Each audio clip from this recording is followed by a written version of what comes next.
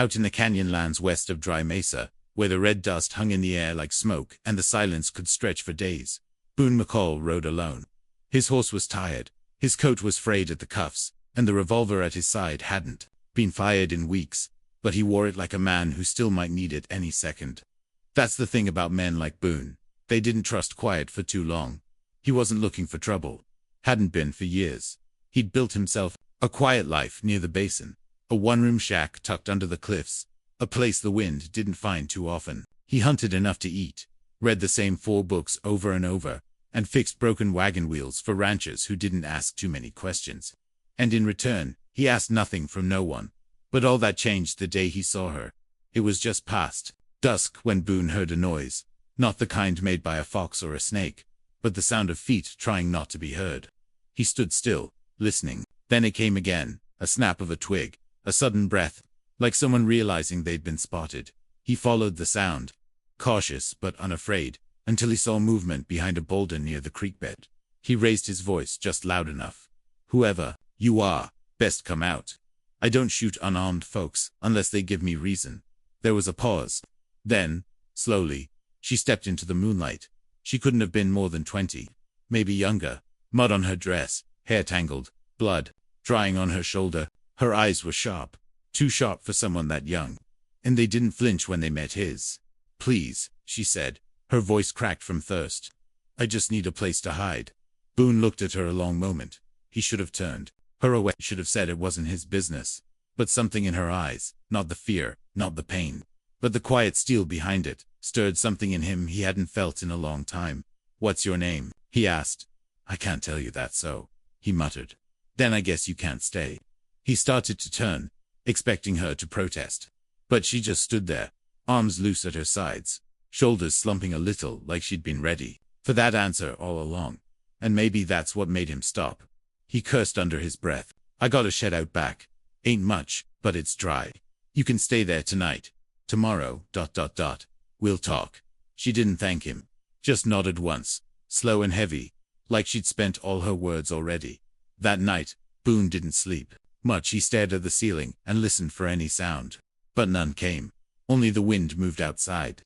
And for the first time in years, Boone McCall had company. Not the kind he invited, but maybe the kind he needed. If this beginning stirred something in you, let us know in the comments. And don't forget to follow. The canyon holds more than dust and silence. It holds truth. The next morning broke cold and colorless. Boone stepped outside with a tin mug of coffee, the steam curling up into the quiet air. The canyon was still. Only the soft thud of hooves from a wild mule deer in the distance reminded him he wasn't the last soul on earth. He looked toward the shed. No smoke, no sound. For a moment, he wondered if the girl had vanished like a ghost in the night. But when he opened the door, there she was, sitting upright against the wall, wrapped in a horse blanket he'd tossed in before dawn. Her eyes opened instantly, alert. She hadn't slept, or if she had, it hadn't been peaceful. He offered the mug. "It's strong and bitter, like me." She hesitated, took it with both hands. They didn't speak for a long while, just sat with the silence between them. Finally, he asked, "You got a name? Or am I still talking to a shadow?" She took a sip. "Call me Wren." Boone raised an eyebrow. "That real, or just real enough?" She shrugged. "It's what they used to call me." That was enough for now. Wren's shoulder was worse than she'd let on. When Boone asked to look at it, she refused at first, until the fever crept into her voice, and her eyes started to drift. He gently peeled back the fabric, revealing a ragged graze where a bullet had skimmed the edge of her collarbone. The wound was angry and red, but not deep. Still, it meant something. Someone had tried to kill her. Recently. Boone cleaned it without asking questions.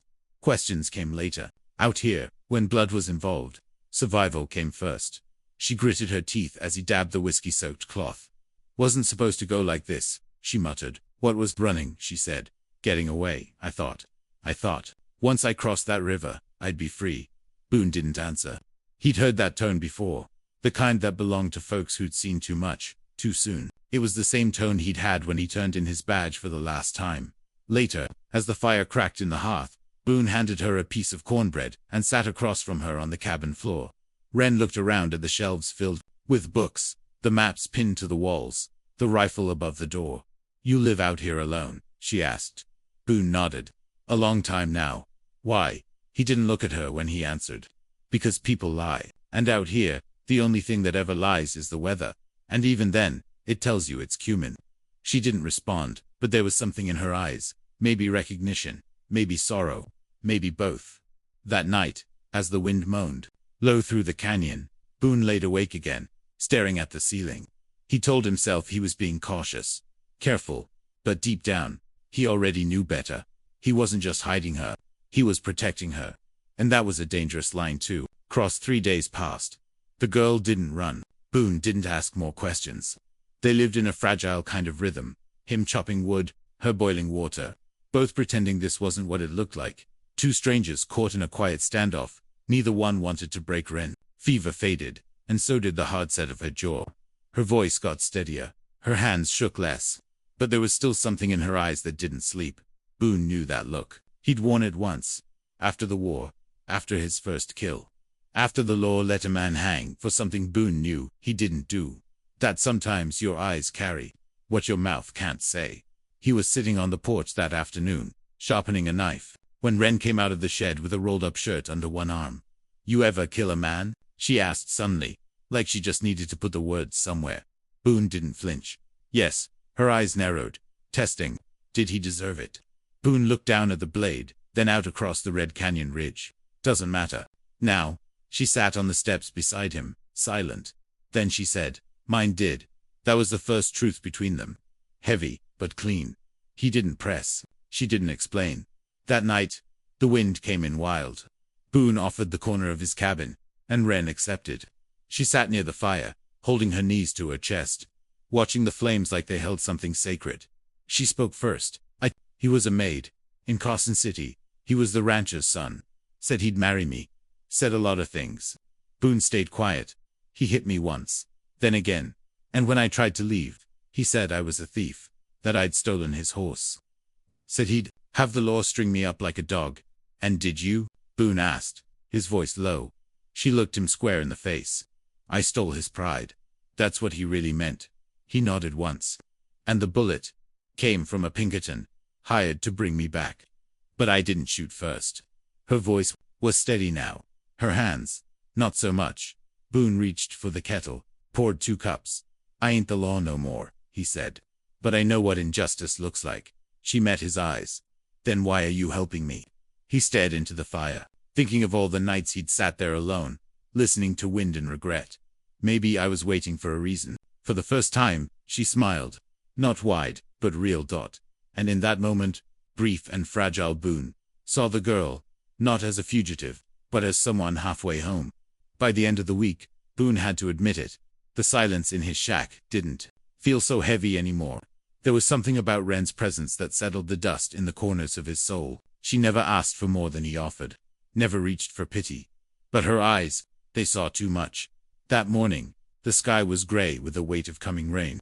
Boone saddled his horse, ready to check the traps he'd set along the lower creek. Wren stood at the edge of the porch, arms crossed over her chest. "You gonna be long?" she asked. He paused, surprised by the question. "You worried about me now?" She shrugged.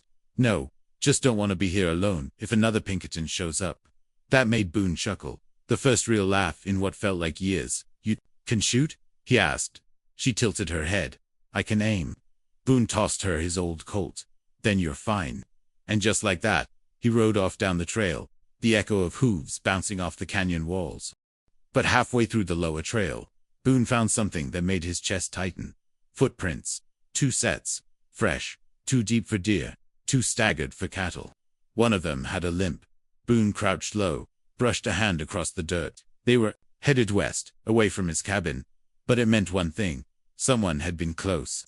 Too close. By the time he got back, rain was coming down in a steady mist. Boone burst through the door, soaked to the bone. Wren was on the floor, cleaning the chamber of the Colt. Her head snapped up. "What happened?" He dropped the saddlebag. "We've had company." Her jaw clenched. "You think they're looking for me?" "I think they already were." That night, Boone didn't light the fire. Instead, they sat in the dark, listening to the storm. Every creak of the roof made Wren flinch. Every gust of wind brought old fears back to the surface.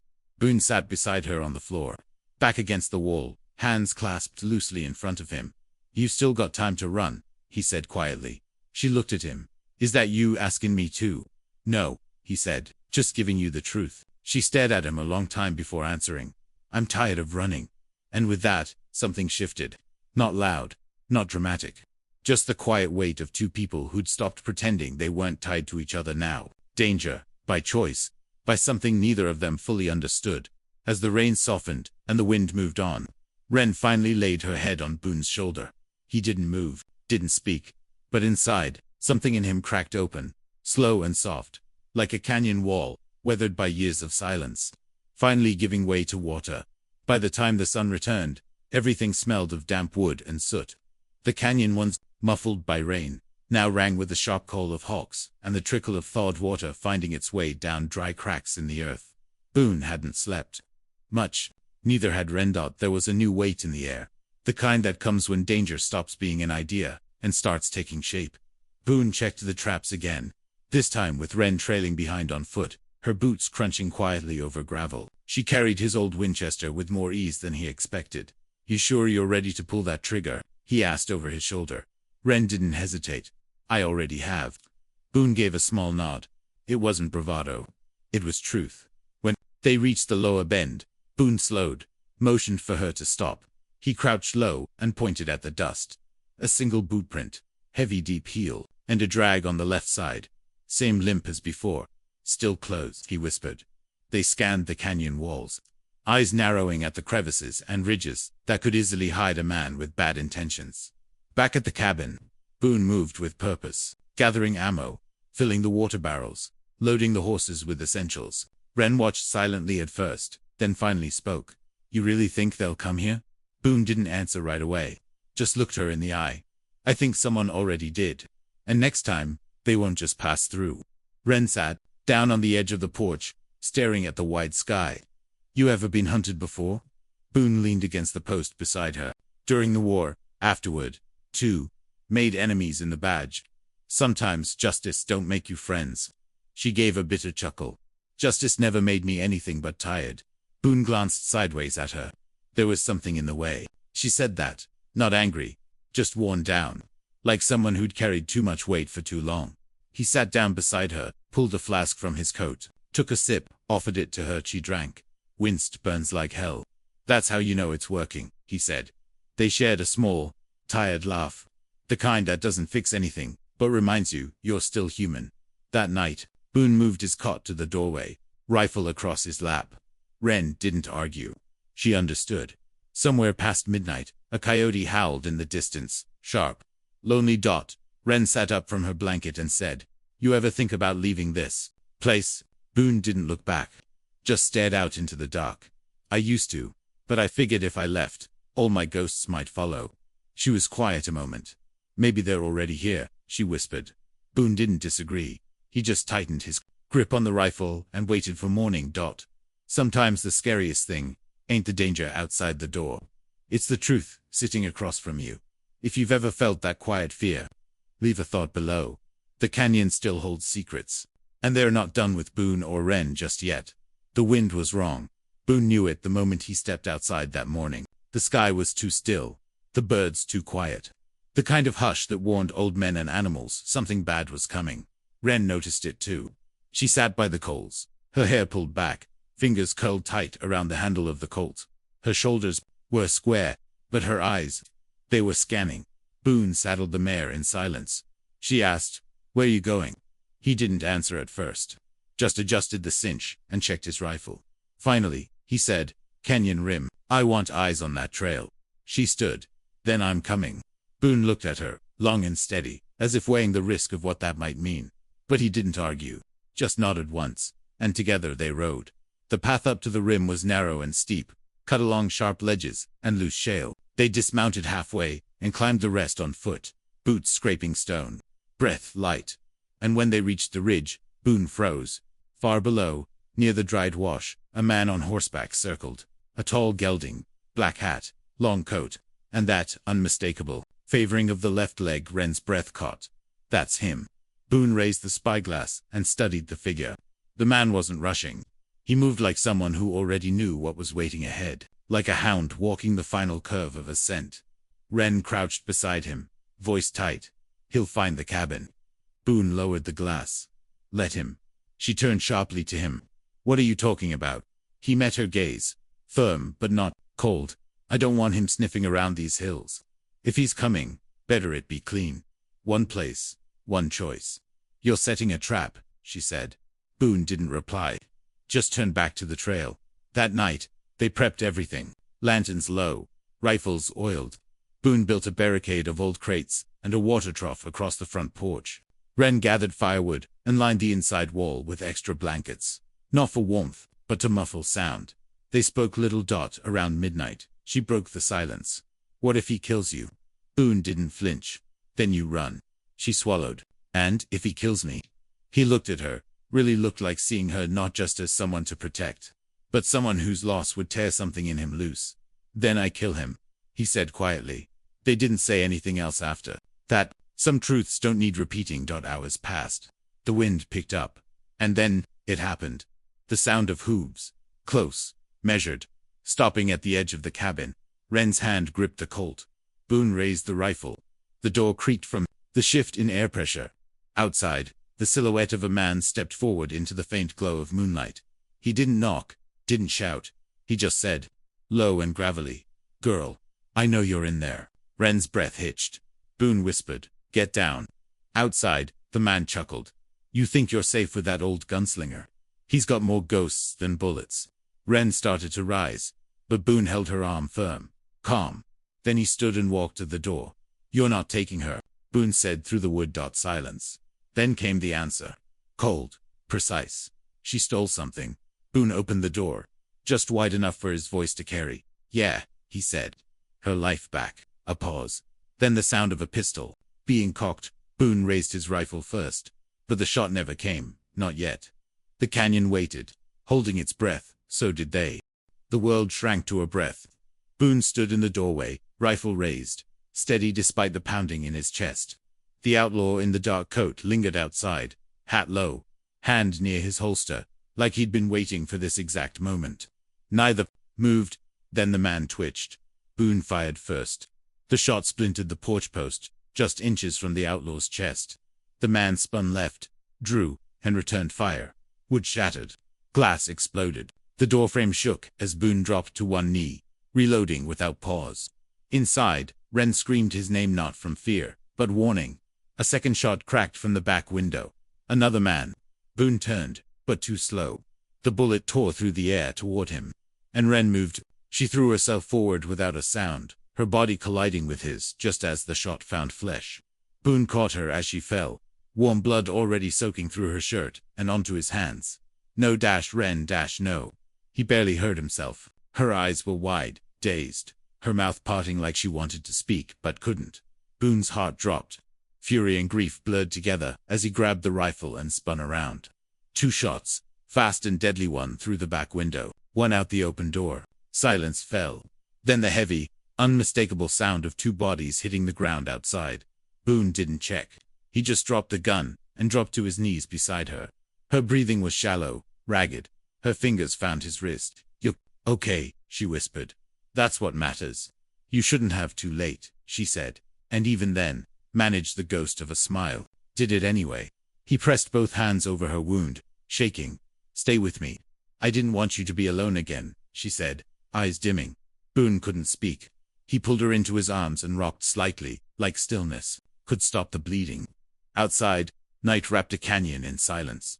Hours passed. The fire burned low. And then, out of nowhere, a knock. Boone tensed.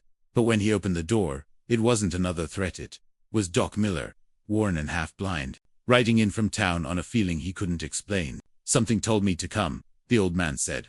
Boone stood aside. Wren was fading, but breathing. And by the time dawn broke over the canyon rim, she still was. Barely. But alive. Wren didn't speak for 3 days. The fever took her first, burning, relentless, like the fire in her ribs refused to go out. Boone barely slept. He sat beside her with a damp cloth, traded shifts with Doc Miller. And every hour that passed felt like rolling dice with God. The cabin stayed quiet. No more outlaws. No more gunshots. Just the ticking clock and the soft rise and fall of her breath when she had enough strength to pull it in. On the 4th morning, she opened her eyes. Boone didn't even notice at first. He was stoking the fire when she rasped out, "Is it morning?" He dropped the poker and crossed the room in 2 strides. "You're awake?"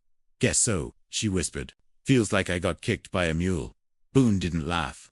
Didn't cry either. Just cupped her hand and whispered, "Don't do that again." "Wasn't exactly a plan," she murmured. "Just saw that bullet coming for you and so you jumped in front of it." He cut in, voice raw. "That's your idea of smart." She tried to smirk, but winced instead. "Don't recall you being this cranky when I stitched you up." He looked away, jaw clenched, shoulders tight. "I wasn't afraid then." She reached up slowly, touched his cheek. "You're afraid now?" "Terrified," he said. By the end of the week, she could sit up. The color returned to her face, slow and stubborn like spring after a long winter. Doc Miller packed up his bag and gave Boone a long look before he left. "That girl's tougher than she looks," he said, "but she's carrying more than that wound." Boone nodded. He knew. That night, Wren asked for a walk. Just a few steps outside to breathe fresh air. Boone wrapped her in his old duster and helped her onto the porch. The stars were out. Crisp wind in the canyon. The kind of silence that made words feel heavier. She looked out at the darkness. "You ever have something you didn't mean to survive?" Boone glanced sideways. "The war," he said simply. She nodded. "Mine was a man." She hesitated, then went on. "His name was Cyrus. The one who came for me. ... He worked for him. But Cyrus was more than just a bounty. He was..." She swallowed. "He was my husband." Boone's stomach turned. She didn't look at him. "Married young. Thought I was in love. Turned out, he needed someone to own. I ran after the 3rd broken bone. Took evidence with millages, names, payments. He'd been bribing lawmen, fixing land deals, laundering through banks in Abilene. That's why they want me back." She looked down. "Not because I stole something. Because I know too much." Boone leaned against the railing, eyes on the dirt. "Why didn't you tell me?" She shrugged. "Didn't think you'd care." "Wren," he said, turning toward her. "I care about everything that's hurt you." Her breath caught. "Even after knowing what I did." He stepped closer. "Especially after that." She blinked fast, then gave a short, broken laugh. "Guess I really did end up in the right canyon."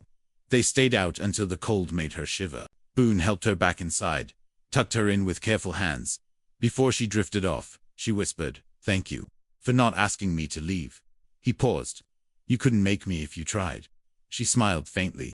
"I'll remember that." Then she slept. Boone sat nearby long after the fire had burned low. Her past was catching up.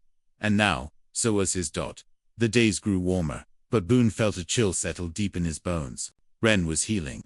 She could walk now, slow and careful, wrapped in his old coat. She smiled more, laughed, even, but something hung between them. Not silence, not fear, just the weight of what hadn't yet been said. Boone knew it was only a matter of time. Not just before the next gunman came, but before his name came back from the dead. 20 years was a long time. Long enough to disappear, but not long enough to forget. That morning, Boone saddled the horses. Wren stood on the porch, hair braided back, a scarf hiding the scar at her collarbone. "You going somewhere?" she asked. "Town," he said. "Need supplies." She raised an eyebrow. "You haven't been to town in weeks." "Didn't have a reason to," he replied, and it sounded heavier than he meant it. "You do now." He nodded.